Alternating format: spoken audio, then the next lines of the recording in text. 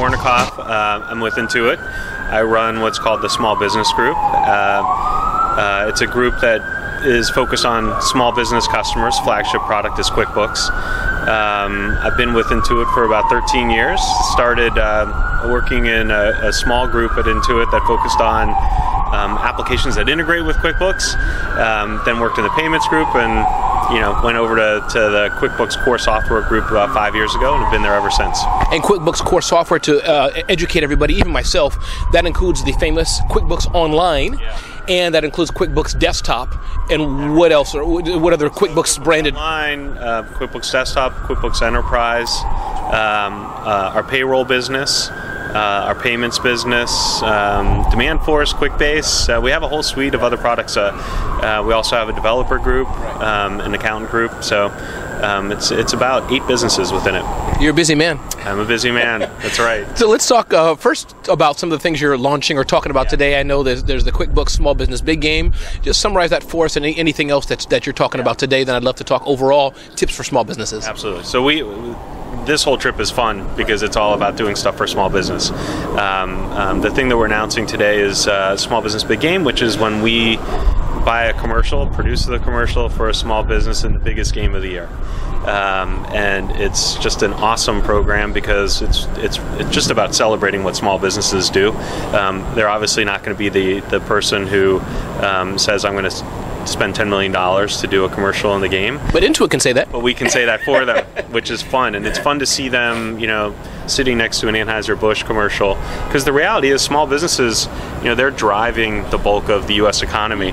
And yet when you watch, a big football game like that, their voice isn't there. So that's one of the things we're doing today. And this time we're going to play around with it a little bit differently. Okay. We did this program a couple years ago, and we're also going to integrate accountants in it because accountants are kind of like the unsung hero in the small business ecosystem. And so there's some things that we're doing. It's almost like the equivalent of if you're selling lottery tickets and you're a gas station or a convenience store. Yes. Someone wins that lottery. You see the person who sold it gets $1 million. We're not doing $1 million, but what we're going to do is for the 10 finalists, the accountants are going to get a local media spend that we're going to do for them. So, and that's huge. Yeah. And we're also going to have them participate in coming with us to QuickBooks Connect, which is an event we do. Mm-hmm. And we're going to try and get them as integrated as possible in the whole program because, again, they are the key advisor for many small businesses. And I must say it's smart because even I use a CFO per se, and accountants and CFOs can argue amongst themselves. But I mean, it's transformed actually my life because I'm a small business owner, as you may know, I'm an entrepreneur, and I've been looking at my numbers different. And it's just, so kudos for that. Absolutely. So that's a fun thing. The other thing we've been trying to do is tie together other programs that get at pain points for small businesses. So one of the big things, we just ran a survey to our base, and it was a funny survey because we asked some emotional questions, and we said, we asked a specific question that said, are you lonely to small businesses? And it turns out 40% said, yeah, I'm completely alone. I'm lonely. Yeah. And if you step back and think about that, I mean, it's true. Yep. It's not like you're working in a big office with a lot of people, and there's not like there's tons of guardrails of here's how you should do this specific thing. And so we've really reflected on that. And last year we did an event called QuickBooks Connect where we brought a lot of people together. This year we've decided to take it to 5 cities and then take it to a final event in San Jose. But also we decided to make it more durable. We said, let's also make it a virtual community. And so, like there's Facebook for consumers and there's LinkedIn for professionals. We're going to create an online network, professional network for small businesses. Awesome. Now, what's great about it is most small businesses, when you go visit them, they'll say, well, I'm not a small business. I'm a florist. I'm a landscaper. I'm a consultant. And that's how we're going to structure this community, is that you're going to meet people who are just like you, and you can talk about the things that make it hard to run a business, and the whole goal here is to make them more successful. So it's going to really address this problem of I'm alone. Right. So that's a fun one. And then the last piece, probably the biggest pain that we're seeing right now for small businesses is they just don't have access to financing. Absolutely. So in our base, This is one where we've seen that about 60% of our base looks for financing every year. It's 2/3, and 60% don't get approved of that 60%. So most people don't get approved for a loan. And I wonder how much of that is, regardless, they wouldn't get approved, or they don't know how to apply right. There's a mix. A little of both. So anybody can pretty much get approved for a loan. It's depending on what rate you're willing to absorb. But it is kind of interesting. A lot of small businesses just don't really know who to send their loan application to. So they'll work with their local bank, but their local bank may not specialize in the type of business they are. And so what we try to do is match them to the right financing source. But what we're going to do with this fund is we're specifically going to loan it out to small businesses. So this is a fund. This is not just an aggregation, or you're pointing to, Yeah, today we actually do have a marketplace, and we have lenders that are there. And to your point, a lot of people, just by the very nature of us matching the type of business they are to the specific lender who knows that type of business, has gotten the approval rate on our side, where they typically have been 60% unapproved. Now they're 70% approved going through our platform. So that's a huge win. But what we've noticed is no one's really getting the perfect combination of a decent rate. So we're targeting 15% or below APR, which is a good rate. Getting access to the data immediately, same day funding, and an application that's one click. Wow. Because we've got all your data in QuickBooks. And so we're trying to get that combination of all three things to just remove all barriers to getting a loan. And I think that's a big thing, because I know another vendor, I will say, I can't say competitor or not, because this world, it's so hard to say who competes or not, but I think one asset they have is that they're seeing all the transactions, seeing everything, and they can do it. And I think that nobody else, very few people can do that except your bank, but even them, it's a checking account. They don't know everything, so kudos. Well, if you think about what QuickBooks is, I mean, it's a repository of all your financial transactions. So I'll give you two interesting examples. We can actually look at the history of your bill payment. And if you pay your bills on time, that's a really good leading indicator if you're going to pay back a loan.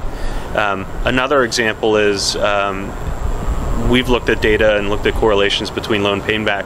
One of the more interesting ones is just the matter of whether or not you log into QuickBooks more than 5 times a month means you're a better risk from a bank's perspective, because it means you're responsible. And so there's a lot of that stuff that's great. Now, of course, the user always has control of their data, so it's only them that decide. You can share that data with a bank. But the banks, what we're finding, are the financial institutions, they're looking at this data as a way to augment their risk model, and the goal is ultimately that they provide a lower loan rate, because they now have better data about that business, whereas historically they've always underwritten them just purely as a consumer. They're looking at their FICO scores.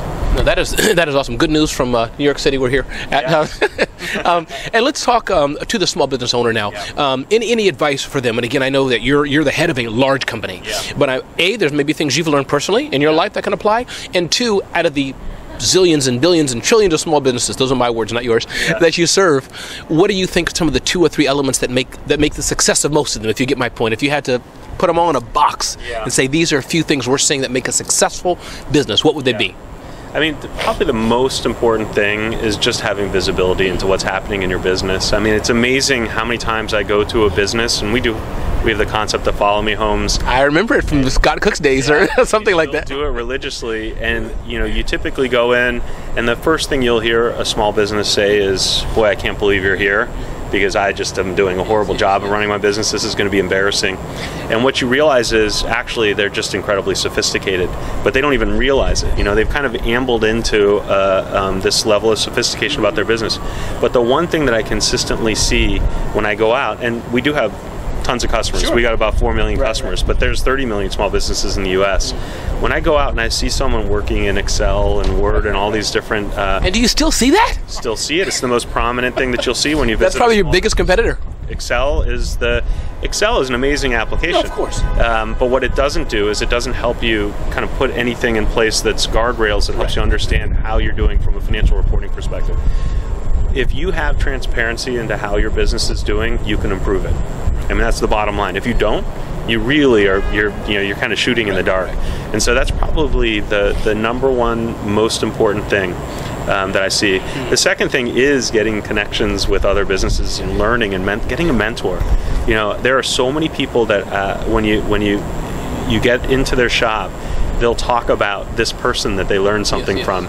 And it's my story. Yeah, and it's just someone who had the passion themselves, and it's almost like a tribal storytelling of handing down, here are the lessons I learned, which make you 10 times smarter than when that person started their business. I've screwed up. You don't have to do what I did. Yeah, and it has a pay it forward mentality, which is, I'm sure you now think to yourself, if I have a chance to mentor someone who comes in and starting. Mentorship is a focus of what I do in life. It's a huge thing, and when you start doing it, it always comes back to you in good ways as well. It's just it's a positive thing, and I think small businesses are a tight-knit community, and so that's something that comes kind of naturally to them. I love it. Great. Yeah. Anything else that I didn't say or that you wanted to share? And if not, no problem. But anything else you wanted to add? I'd say the only other thing that's really interesting is, and you mentioned at the beginning, QuickBooks Online as a product is kind of taking off, and it's about to cross 1 million subscribers, which I started as the general manager of QuickBooks back in 2009.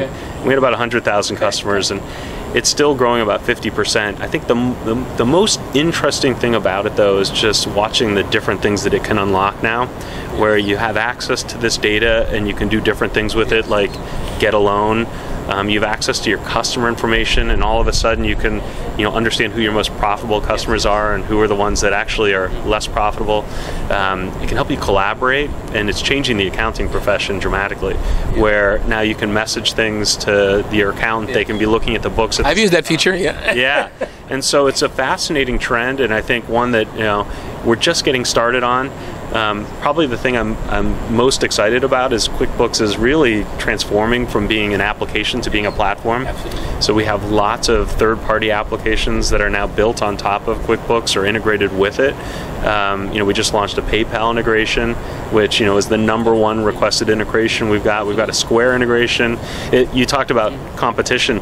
It's funny, we have a payments business, but the reality is PayPal does e-commerce better than we do. Square has traditionally done point of sale better than we do.